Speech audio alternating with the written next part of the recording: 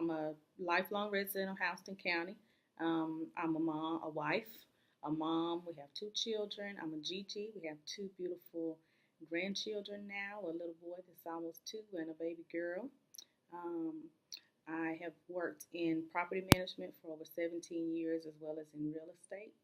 Um, and we have a nonprofit for women and girls, which teaches women and girls how policy affects their lives and encourages civic engagement. And just an active member of the community that I live in and that I love.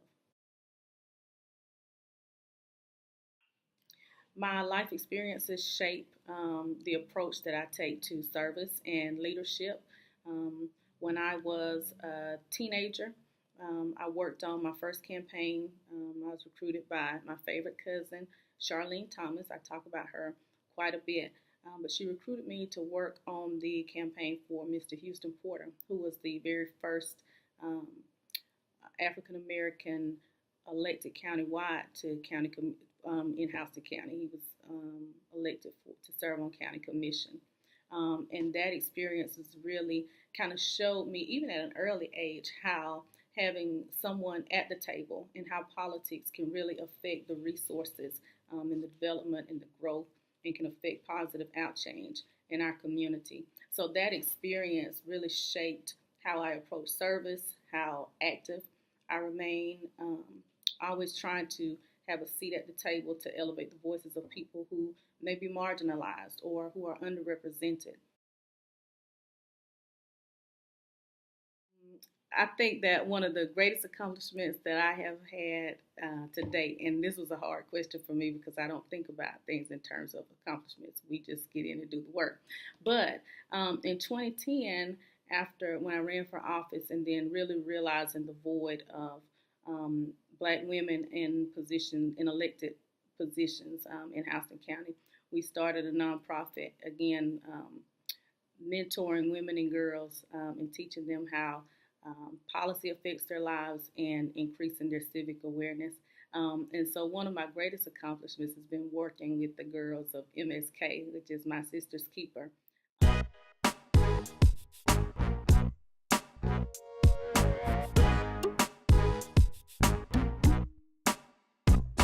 have been in education for almost 29 years, and I have loved every minute of it.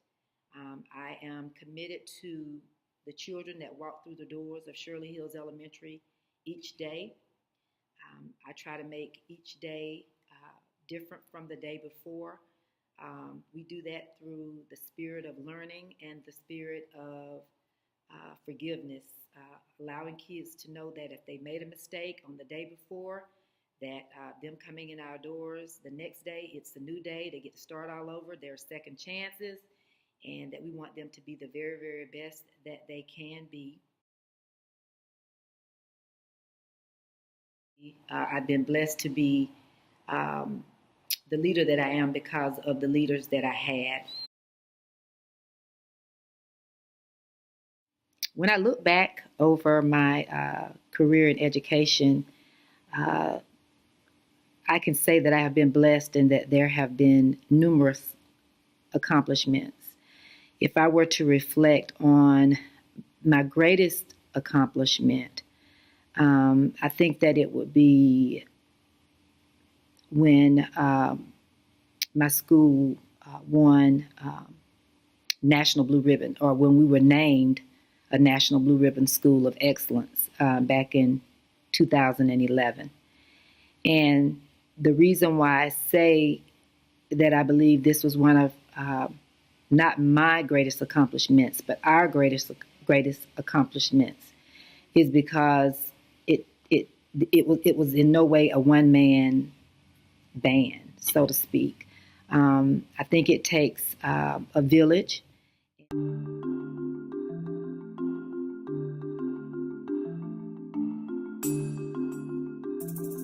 Currently, I'm an acquisition program manager for the Department of Defense. I work in foreign military sales, and I've been on the base now for about 11 years. I'm also a realtor for Southern Classic Realtors. I absolutely love selling real estate. About a few years ago, well, in 2007, I studied abroad for Mercer University, and I attended La Universidad de Melendez Pelayo there in Spain, and my family hosted me. Since that time, since them hosting me, I have always wanted to give back. And I came across a program at the Perry Fair one day that allowed me to be able to get more information on hosting high school students from other countries. So that's how I got started in hosting. My spirituality motivates me the most. I am a big believer in taking care of my mental capacity and my mental fortitude.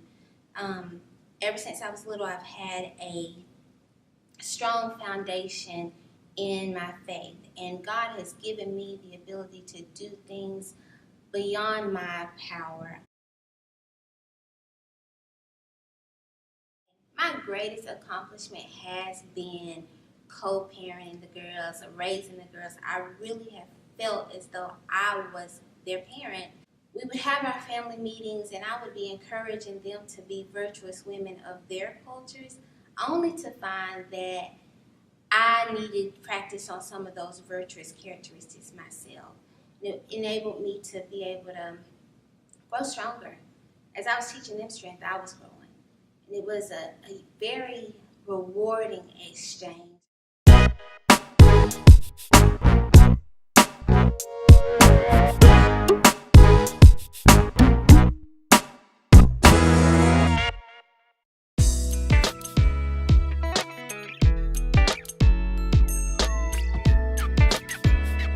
My name is Tina Fletcher.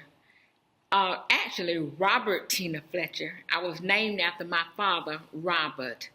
I was born and raised in Americus, Georgia. I was a part of the civil rights movement there for many years. The person that has motivated me most in life has been my father.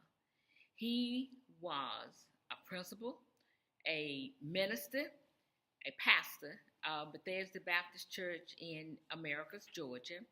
He also was a civil rights activist.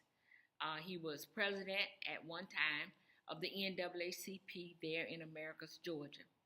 I have always looked up to him because he was very strong, very opinionated, and many people tell us that my sister and myself that we are a lot like him in the way we do things and what we do.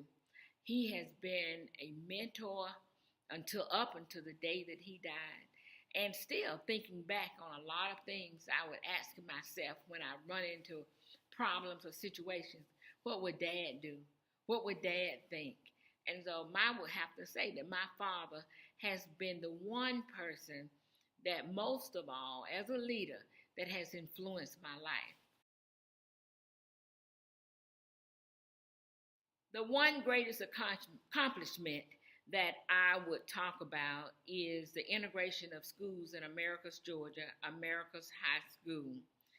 That to me, being able to integrate the schools with three other students, having had to go to school after they decided to go back to the black school, and me staying there on that campus for months, being the only student there, and staying there, having the power, the stick to itness to stay there, being able to make the beta club. I got my lessons at the black school, and when I went to the white school, I did the same.